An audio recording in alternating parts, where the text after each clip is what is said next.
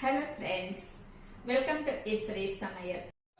கொத்தவரங்காய் சூப் செய்கிறதுக்கு 100 கிராம் கொத்தவரங்காய் எடுத்து கழுவிட்டு சின்ன சின்ன பீஸாக கட் பண்ணி எடுத்து ஒரு பாத்திரத்தில் சேர்த்திக்கலாங்க.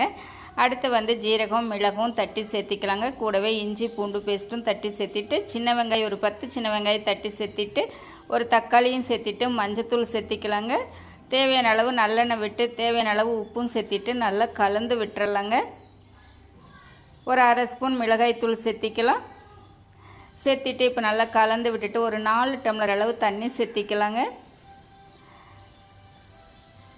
தண்ணி சேர்த்தி நல்லா கலந்து விட்டுட்டு நல்லா கொதித்து காய் வெந்து வரட்டுங்க. நம்ம ஒரு 2 ஸ்பூன் அளவு கார்ன்ஃப்ளவர் போட்டு நல்லா கரைச்சி வச்சுக்கலாங்க. கரைச்சிட்டு காய் வெந்ததுக்கப்புறம் அதில் சேர்த்து நல்லா கலந்து விட்டு ஒரு 5 நிமிஷம் நம்ம கொதிக்க விட்டு எடுத்துக்கலாங்க. இப்போ பாருங்கள், நல்லா ஒரு 5 நிமிஷம் கொதிச்சிருச்சுங்க. இப்போ மல்லித்தலை சேர்த்து இறக்கி வச்சிடலாங்க. அடுத்து கடுகு உளுந்தம்பருப்பு கறிவேப்பிலை சேர்த்து ஒரு தாளிப்பு கொடுத்துட்டு நம்ம இறக்கி வச்சா நம்மளுக்கு சுவையான நல்ல ஆரோக்கியமான கொத்தவரங்காய் சூப் ரெடிங்க.